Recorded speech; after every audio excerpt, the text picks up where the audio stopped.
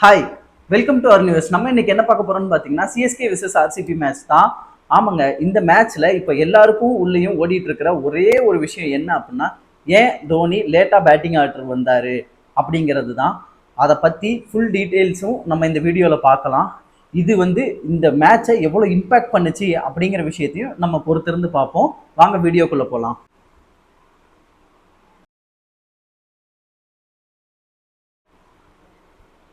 தோனியோட late entry, அதாவது தோனி நார்மலாக ஒரு 6-7 வந்துருவாரு. ஆனால் நேற்று மேட்ச்சில் அவர் கிட்டத்தட்ட 9th பொசிஷனில் தாங்க உள்ளே வந்தார். அது என்ன சொல்கிறது அப்படின்னா, யாராலையுமே ஏற்றுக்கவே முடியலை. அப்போ வந்துருவார் இப்போ வந்துருவாருன்னு எதிர்பார்த்துக்கிட்டே இருந்து கடைசியில் 9வது பொசிஷனில் தான் அவர் உள்ளே வந்தார். ஸோ இது நிறைய இடங்கள்ல நிறைய பேரால் கிரிட்டிசைஸ் பண்ணப்பட்டுச்சு. நிறைய பேர் இதை கொஷினாக எடுத்து வச்சாங்க. இவர் கொஞ்சம் முன்னாடியே வந்திருந்தா மேட்ச் மாறுறதுக்கான வாய்ப்புகள் நிறையவே இருந்திருக்கு அப்படின்னே சொல்லலாம். எப்படி அப்படின்னா, நிறைய ஃபேன்ஸ் என்ன எதிர்பார்த்தாங்க அப்படின்னா, ஒரு முன்னாடி டக்குன்னு ஒரு டேக் ஆன் கொடுத்து சரசரன் ரன்ஸை ஏற்றி ஈஸியாக சென்னையை ஜெயிக்க வச்சிருவாரு அப்படிங்கிற ஒரு மைண்ட் செட்டில் இருந்தாங்க. ஆனால் அவர் பேட்டிங்க்கே லேட்டாக வந்ததுனால அது சுத்தமாக எதுவுமே நடக்காமல் போயிடுச்சு. அவர் 9th பொசிஷனில் 16 பந்துகளில் 30 ரன்கள் சேர்த்தாரு. இந்த ரன் வெற்றிக்கு தேவையான ரன்களே கிடையாது. ஸோ இது அவர்கிட்ட இருந்து இன்னும் நிறைய எதிர்பார்த்தாங்க. ஏன் அப்படின்னா, நம்மளுக்கான டார்கெட் பெருசாக இருக்குது. ஃபஸ்ட்டு நம்மளோட இனிஷியலாக பேட்டிங் ஆர்டர்ஸ் எதுவுமே பெருசாக ஹெல்ப் பண்ணலைங்கிறப்போ அவர் முன்னாடி அவரே எல்லாத்தையும் எடுத்து கொண்டு போவார் அப்படின்னு நினச்சாங்க. நம்ம எக்ஸாம்பிளுக்கு எடுத்துக்கணும் அப்படின்னா, 2011 வேர்ல்டு கப்பில் யுவராஜ் இறங்க வேண்டிய இடத்துல தோனி வந்தார். தன்னை ஒரு முன்னிறுத்தி அவர் அந்த மேட்சை எடுத்துகிட்டு போனார். ஸோ அது மாதிரி இங்கே பண்ணுவாருன்னு எதிர்பார்த்துக்கிட்டு இருந்த நிலைமையில அவர் தன்னைத்தானே இன்னும் கீழே இறக்கிக்கிட்டாரு. கிட்டத்தட்ட நிறைய ஃபேன்ஸுக்கு இது கடுப்பாக தான் இருந்துச்சு அப்படின்னே சொல்லலாம். மேபி அவர் முன்னாடி வந்திருந்தா கண்டிப்பாக ஜெயிச்சிருப்பாங்கன்னு சொல்ல முடியாது. ஆனால் ஜெயிக்கிறதுக்கான பாசிபிலிட்டிஸ் கூட இருந்திருக்கும் அப்படிங்கிறது தான் இங்கே எண்ணமே. அவர் லாஸ்ட் அடித்த ஒரு 2 6 சப்போஸ் ஒரு 4வது பொசிஷன்லையோ 5வது பொசிஷன்லையோ ஃபஸ்ட்டே 2 6 அடிச்சுட்டு அவுட் ஆகியிருந்தாருன்னா கூட இவ்வளோ பெரிய பிரச்சனை இங்கே வந்திருக்காது. அப்படி நடந்திருந்தா நிறைய பேர் சாட்டிஸ்ஃபைடாக கூட இருந்திருப்பாங்க. யாருமே இதை கிரிட்டிசைஸ் பண்ணியிருக்கவே மாட்டாங்க அப்படிங்கிறது தான் இங்கே நிதர்சனமான உண்மை. இதை பற்றி மற்ற எக்ஸ்பர்ட்ஸ் எல்லாம் என்ன சொல்லியிருக்காங்க அப்படின்னு பார்க்கலாம்.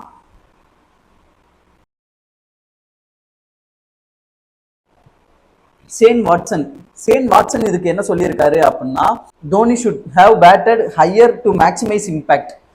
அவர் ரொம்ப நேரம் கிரீஸ்ல இருந்து பேட் பண்ணாரு அப்படின்னா அது ஒரு பெரிய இம்பேக்டை மேட்ச்ல கிரியேட் பண்ணும் அப்படின்னு சொல்லியிருக்காரு. அதுதான் இங்க நடக்கலை. அம்பட்டி ராயுடு உங்களுக்கே தெரியும், சிஎஸ்கேல ஆடின ஃபார்மர் சிஎஸ்கே பிளேயர் தான். Obsession with late game appearances may not serve CSK. நீங்க கடைசியில என்னதான் விளையாண்டு கொடுத்தாலும் அது ஒரு சில மேட்சுக்கு செட் ஆகாது. அதாவது சிஎஸ்கேக்கு இது ஒரு நல்ல இதாக இருக்காது. எங்கே தேவையோ அங்கே முன்னாடி விளையாண்டு கொடுக்கணும். எல்லாத்துலேயும் நான் கடைசி தான் வருவேன் அப்படிங்கிற நிலைப்பாட்டை தவிர்க்கணும் அப்படிங்கிற மாதிரி சொல்லியிருக்காரு. இதை ஒரு இந்த நேற்று நடந்த கேம் ஒரு மிஸ்ட் ஆப்பர்ச்சுனிட்டியாக பார்க்கலாம் தோனி. ஏன் அப்படின்னா, அவர் முன்னாடி வந்திருந்தாரு அப்படின்னா கிட்டத்தட்ட ஒரு ஸ்டெபிலைசேஷன் கொடுத்துருந்துருக்கலாம் சிஎஸ்கேவோட இன்னிங்ஸில். அவர் சப்போஸ் அடித்து விளையாடலைன்னா கூட மற்ற விக்கெட்டுகள் விழாமல் அவர் கொஞ்சம் ஸ்டெபிலைஸ் பண்ணியிருந்தாருன்னா பின்னாடி வர்றவங்க இன்னும் இன்ஃபேக்ட் ஃபுல்லாக ஆடி இருந்திருக்க முடியும். அதையும் அவர் தடுத்துட்டாரு அப்படின்னே சொல்லலாம். இப்போ எனக்கு பர்சனலாக இதில் நிறையா கேள்விகள் இருக்குது. எப்படி சொல்கிறது அப்படின்னா, தோனி ஏன் இவ்வளோ பின்னாடி வரணும்? நீங்கள் நான் இதை ஆக்சுவலாக பேட்டிங் ஆர்டர் கொலாப்ஸில் பேசுகிறேன். வாங்க நெக்ஸ்ட் ஸ்லைட் போகலாம்.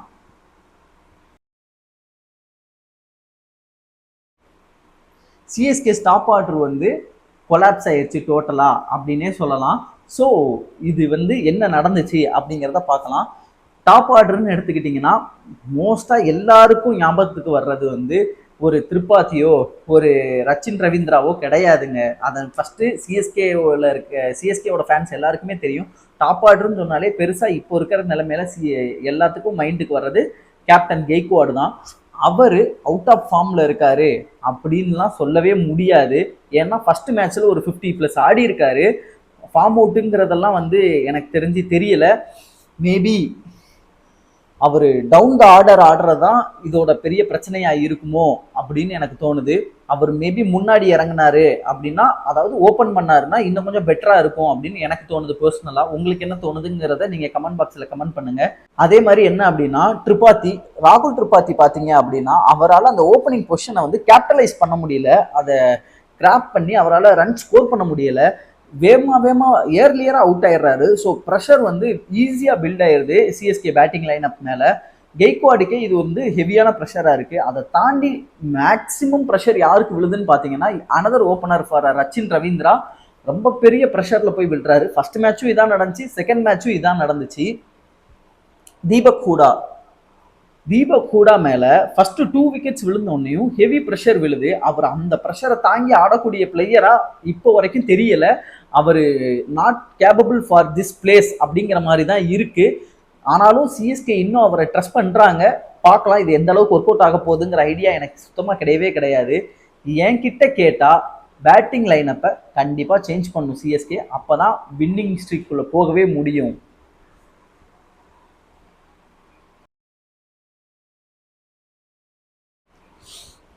பேட்டிங் ஆர்டரை ஷஃபிள் பண்ணணும். இதுல வந்து ஸ்ட்ராட்டஜிக்கலாவே எரர் இருக்கு. என்ன அப்படின்னா, கெய்க்வாடு பார்த்தீங்கன்னா மூவ் பண்ணி டவுன்ல ஆடாம அப் பண்ணி ஃப்ரண்ட்ல ஆடணும். ஆடுனா ஒரு ஓப்பனிங் பார்ட்னர்ஷிப் நல்லா கிடைக்கும். அதன் வழியா வந்து சிஎஸ்கே ஒரு நல்ல பொசிஷனை நோக்கி போக முடியும். திரிபாதி அஸ் ஓப்பனர் வந்து அவர் வந்து ஸ்டெபிலிட்டி கொடுக்க தவறிட்டாரு அப்படின்னே சொல்லணும். என்கிட்ட கேட்டால் அவரை இன்னும் கொஞ்சம் பின்னாடி அனுப்பலாம். அவரை தூக்க வேண்டாம், ஆனால் அவரை பின்னாடி யூஸ் பண்ணிக்க முடியும். எனக்கு தெரிஞ்சு திரிபாத்தியை நான் பல வருஷங்களா பார்த்துட்டு இருக்கேன். எங்க இருந்து அப்படின்னா, ரைசிங் புனே சூப்பர் ஜெயின்ஸ்ல இருந்து திரிபாத்தியை வந்து எனக்கு நல்லாவே தெரியும். அவர் வந்து well known one down player தான். He is not a perfect opener. So நீங்க ஏன் அவரை வந்து ஓப்பன் பண்ண வைக்கிறீங்க அப்படின்னு எனக்கு புரியல. உங்ககிட்ட தான் சாலிட் ஓப்பனர் கெய்க்வாட் இருக்கிறப்ப நீங்க ஏன் ஒரு ஒன் டவுன் பிளேயரை எடுத்து ஓப்பனிங்ல போடுறீங்க? ஒரு ஓப்பனிங் பிளேயரை எடுத்து ஓப்பனிங்ல வைக்க வேண்டியதானே. அதுதான் இங்க பெரிய மிஸ்டேக்கோ அப்படின்னு எனக்கு தோணுது. அதுக்கப்புறம் சாம் கரன் அட் 5 அப்படிங்கிறது அது ஒரு அன்யூஷுவல் ப்ரொமோஷன் தான். அவரை எங்க வேணாலும் யூஸ் பண்ணியிருக்க முடியும். ரொம்ப பின்னாடி யூஸ் பண்றதுக்கு பதிலாக சரி ஓகே முன்னாடி போய் அவர் கொஞ்சம் விக்கெட்டை ஹோல்ட் பண்ணுவாரு அப்படின்னு எக்ஸ்பெக்ட் பண்ணாங்க. அதை வந்து பெரிய இஷ்யூவா சொல்ல முடியாது. அது ஒரு ட்ரைலண்டர் எரர் தான். என்கிட்ட கேட்டா மோஸ்டா எனக்கு என்ன தோணுது என்னோட பர்சனல் எக்ஸ்பீரியன்ஸ்ல அப்படின்னு கேட்டீங்கன்னா, கான்வேவை நீங்க 11ல ஆட வைக்கணுங்க. அதுதான் வந்து இப்போ இருக்கிற நிலைமையில சிஎஸ்கேக்கு மிகப்பெரிய பிளஸ்ஸா இருக்கும். நீங்க கான்வேவை ஆட வைக்கணும்னா வேற வழியே கிடையாது. ஒரு ஃபாரினரை ட்ராப் பண்ணியே தான் ஆகணும். மோஸ்டா உங்ககிட்ட சான்சஸ் அப்படின்னு பார்த்தா சாம் கரனை தான் நீங்கள் ட்ராப் பண்ணணும். சாம் கரனை ட்ராப் பண்ணிட்டு இப்போதைக்கு வந்து கான்வேவை உள்ளே கொண்டு வரணும். கான்வே ப்ளஸ் ரச்சின் ரவீந்திராவை ஓப்பன் பண்ண வச்சுட்டு 1 டவுனில் நீங்கள் கெய்க்வாட், 2 டவுனில் அதுக்கப்புறம் ராகுல் திரிபாதி. இல்லை அப்படின்னா நீங்கள் கெய்க்வாடை தூக்கி போட்டு 2 டவுனில் போட்டுக்கோங்களேன். 1 டவுனில் ஆடுறா, ஒரு 2 டவுனில் ஆட மாட்டாரா? திரிபாதி வந்து வெல் நவுன் 1 டவுன் பிளேயருங்கிறதுனால அவரை 1 டவுனில், கெய்க்வாட் 2 டவுனில். அதுக்கப்புறம் பார்த்தீங்கன்னா நம்மளோட சிக்ஸர் தூபே, ஜடேஜா, மகேந்திர சிங் தோனி இவங்களெல்லாம் கொண்டு வரலாம். நீங்கள் பவுலிங்கில் குறையுது அப்படிங்கிறனால தான் நான் இங்கே தீபக் ஹூடாவை தூக்கிட்டு அன்ஷுல் கம்போஸ் மாதிரி பிளேயரை நான் உள்ளே கொண்டு வரலான்னு இருக்கேன் பவுலிங்கில். இதுதான் வந்து கொஞ்சம் நல்ல ஸ்டெபிலிட்டி கொடுக்கும். எனக்கு தெரிஞ்சு ஓப்பனிங்கில் கான்வே, ரச்சின் ரவீந்திரா செட் ஆயிட்டாங்கன்னு வச்சுக்கோங்க. Is a most explosive openers. அவங்க வந்து 2 பேருமே வந்து ஸ்ட்ரோக் பிளேயும் ஆட முடியும், நல்லா பவர்ஃபுல்லாக ஹிட் பண்ணவும் முடியும். கான்வே வந்து புஷ் பண்ணுற மாதிரியே தெரியாது, ஆனால் ரன்ஸ் வந்து இங்கே வந்துக்கிட்டே இருக்கும். அவர் ஒன்று செட் ஆகிட்டார்னா மேட்சே திருப்பி கொடுத்துருவார் நம்மளுக்கு. பார்க்கலாம் சிஎஸ்கே எப்படி போகிறாங்க அப்படிங்கிற ஐடியாவே எனக்கு சுத்தமாக கிடையாது. ஆனால் எனக்கு இப்படி இருந்தால் நல்லா இருக்கும் அப்படின்னு தோணுது. அப்படி இல்லை, இன்னும் வந்து உங்களால் ஃபாரினராக கான்வேவை கொண்டு வர முடியாட்டினா கூட கெய்க்வாடை ஓப்பன் பண்ண வச்சு திரிபாத்தியை 1 டவுனில் தூக்கி போட்டு ஹூடாவை தூக்கிட்டு வேற யாராவது ஒருத்தரை வந்து அந்த இடத்துல செட் பண்ணி பார்க்கலாம் அப்படிங்கிறது எனக்கு ஒரு ஐடியா இருக்கு. பார்க்கலாம் சிஎஸ்கே இதை எப்படி ஹேண்டில் பண்ண போறாங்க அப்படிங்கிறத.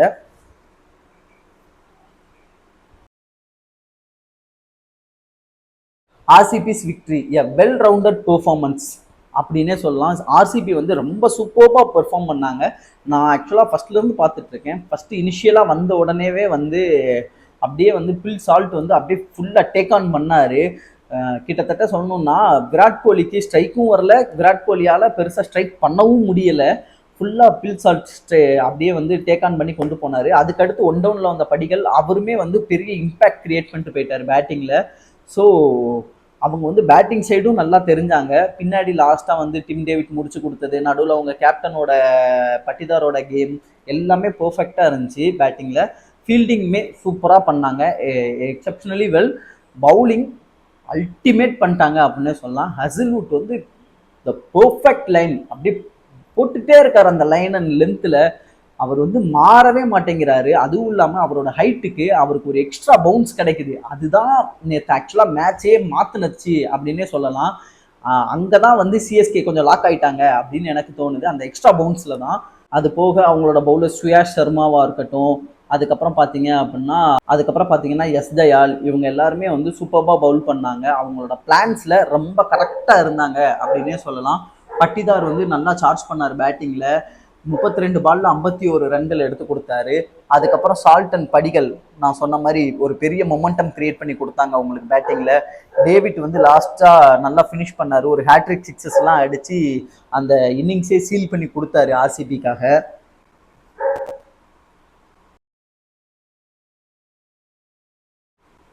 RCB's bowling dominance choking CSK's chase. டெஃபினட்டாக சிஎஸ்கே வந்து சோக் பண்ணிட்டாங்க அப்படின்னு சொல்லலாம். நான் இப்போ நேரம் பேசினது தான்.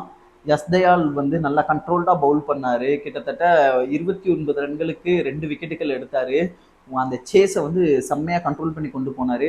ஹசில்வுட்டோட ஸ்பெல் வந்து சிஎஸ்கேவோட ஸ்கோரிங் ஆப்பர்ச்சுனிட்டியவே வந்து கட்டுப்படுத்திடுச்சு. ஏன்னா அவர் பவர் பிளேல பவுல் பண்ணார். அங்கே தான் நல்லா ஸ்கோர் பண்ணியிருந்திருக்கோம். ஆனால் அங்கேயே நம்மளுக்கு ஸ்கோர் வரல, விக்கெட் தான் போச்சு. 21 ரன்களில் 3 விக்கெட்டுகளை எடுத்து அவங்க டீமோட வெற்றிக்கு மிகப்பெரிய தூணா சப்போர்ட் பண்ணியிருக்காரு. அது போக பார்த்தீங்க அப்படின்னா இவங்க 2 பேரை தவிர்த்து மற்றவங்க நல்லா போட்டாலும் பெரிய விஷயம் என்னன்னா டிசிப்ளினாக அட்டாக் பண்ணாங்க.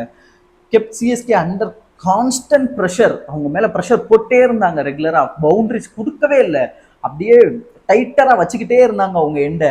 ஆர்சிபி பவுலர்ஸ் வந்து அவங்களோட பிளான்ஸை பர்ஃபெக்டாக எக்ஸிக்யூட் பண்ணியிருக்காங்க. அதனால சிஎஸ்கே பேட்ஸ்மேன்ஸ் பெரிய ப்ரெஷருக்கு போனாங்க. அதனால அழகாக RCB leading to the victory செம்மையாக அந்த மேட்சை சீல் பண்ணி ஜெயிச்சிருக்காங்க அப்படின்னே சொல்லலாம்.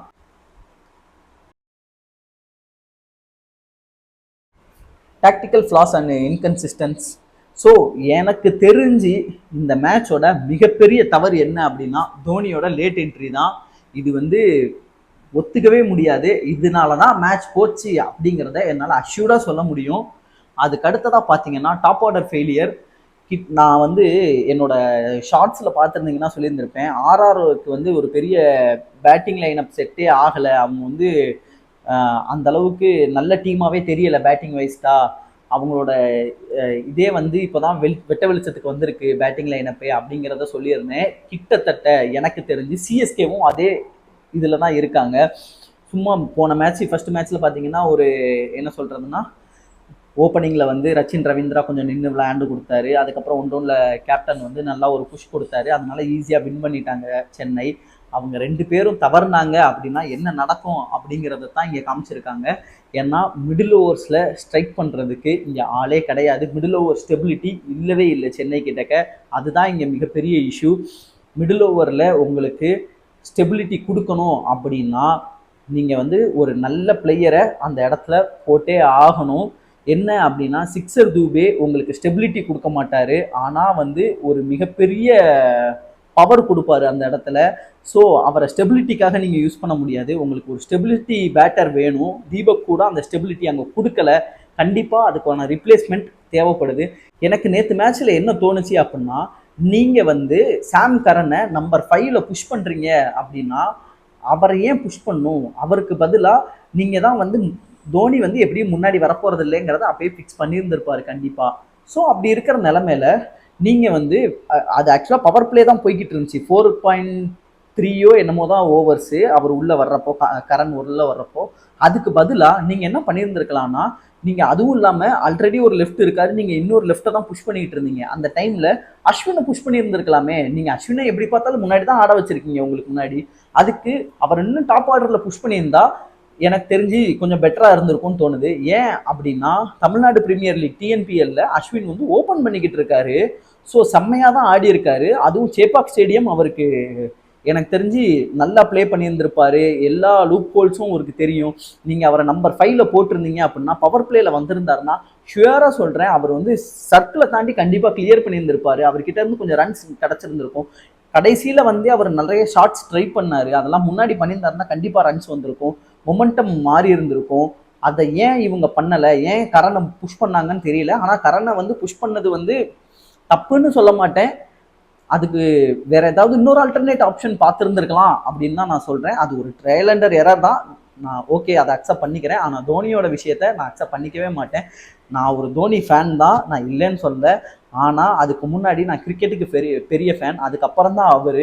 ஃபஸ்ட்டு கிரிக்கெட் பிடிக்கும், அதுக்கப்புறம் தான் எனக்கு அவரை பிடிக்கும். என்னால் இந்த தோல்வியை சத்தியமாக ஏற்றுக்கவே முடியல. உங்களால் ஏற்றுக்க முடியுதா? கீழே கமெண்ட் பாக்ஸில் கமெண்ட் பண்ணுங்கள். உங்களோட பதில் என்ன அப்படிங்கிறத நான் பார்த்து தெரிஞ்சுக்கிறேன். ஆர்சிபிஸ் எக்ஸிக்யூஷன் லாஸ்ட்டாக நம்ம தோத்ததுக்கான காரணங்களில் கடைசியில் ஆர்சிபியோட எக்ஸிக்யூஷன் கரெக்டாக இருந்ததுனாலையும் நம்ம தோத்துட்டோம். ஸோ அவங்களோட ஃப்ளாலஸ் பிளான்ஸ் தான் நம்மளை ஃப்ளாவை நோக்கி எடுத்துகிட்டு போச்சு.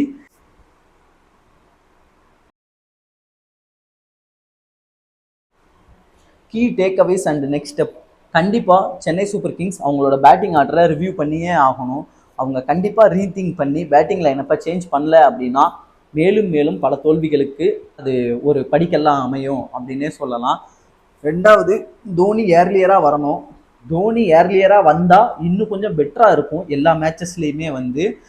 ஆனால் அது நடக்குமா அப்படிங்கிறது தெரியல. அது நடந்தால் மேபி அவர் அட்டாக் பண்ணலைன்னா கூட கண்டிப்பாக டிஃபென்ஸில் நல்ல ஸ்டெபிலிட்டி கொடுப்பாரு. எனக்கு அந்த நம்பிக்கை இருக்குது. அவர் ஆனால் கண்டிப்பாக வரப்போகிறது இல்லை அப்படிங்கிறது தெளிவாக தெரிஞ்சிருச்சு. நான் இன்னொன்று சொல்லிக்கிறேன், அவர் ஷுவராக வந்து இதே மாதிரி 9th பொசிஷனில் தான் ஆட போகிறாருன்னா தயவு செஞ்சு அந்த ஸ்பாட்டை இருந்து அவர் வெளியே போயிட்டு 11ஸ்லேருந்து வெளியே போயிட்டு ஒரு யங்ஸ்டருக்காவது அந்த ஸ்பாட்டை கொடுக்கலாம். அவங்களாவது முன்னாடி வருவாங்க. அவர் வந்து கிட்டத்தட்ட அந்த ஸ்பாட்டை வேஸ்ட் பண்ணிட்டாரு போன மேட்ச்சில். இதுக்கப்புறம் வேஸ்ட் பண்ணாமல் இருக்கணும்னு நான் கேட்டுக்கிறேன். பார்க்கலாம். டாப் ஆர்டரில் கன்சிஸ்டன்சி ரொம்ப முக்கியம். ஸோ டாப் ஆர்டர் கொலாப்ஸ் ஆகாத அளவுக்கு சென்னை பார்த்துக்கணும். அந்த டாப் ஆர்டரை எந்த அளவுக்கு வெயிட்டேஜ் கொடுக்கணும் அப்படிங்கிறத பார்த்து அவங்க தான் அந்த எரர்ஸை சரி பண்ணி மாற்றணும். அப்போ தான் வின்னிங் ஸ்ட்ரீக்கை நோக்கி போக முடியும். பார்க்கலாம் என்ன நடக்க போகுதுங்கிறத பொறுத்திருந்து. உங்களுக்கு என்னெல்லாம் தோணுது இந்த மேட்சை பற்றி அப்படிங்கிறத கீழே கமெண்ட் செக்ஷனில் பதிவு பண்ணுங்கள். இன்னொன்று சொல்ல மறந்துட்டேன், சென்னையோட ஃபீல்டிங் டோட்டலாக ஒஸ்ட்டு. செம்மையாக வந்து போட்ட விட்டாங்க அப்படின்னே சொல்லலாம். பட்டிதாருக்கு 3 கேட்ச் ட்ராப்புங்க. இதெல்லாம் வந்து எக்ஸ்பெக்டே பண்ணல நான். தீபக் கூட எனக்கு தெரிஞ்சு நல்ல பேட்ஸ்மேனோ இல்லையோ அவர் ஒரு நல்ல ஃபீல்டர் தான். ஆனால் அவர் அவ்வளோ ட்ராப் பண்ண ஒரு ஈஸி கேட்சை ட்ராப் பண்ணது வந்து என்னால் அக்செப்ட் பண்ணவே முடியலை. இதெல்லாம் வந்து தோல்விக்கான மிகப்பெரிய காரணங்களில் ஒன்று. அதையும் என்னால் அக்செப்ட் பண்ணவே முடியலை இப்போ வரைக்கும். ஓகே, நெக்ஸ்ட் வீடியோவில் மீட் பண்ணலாம். பாய்.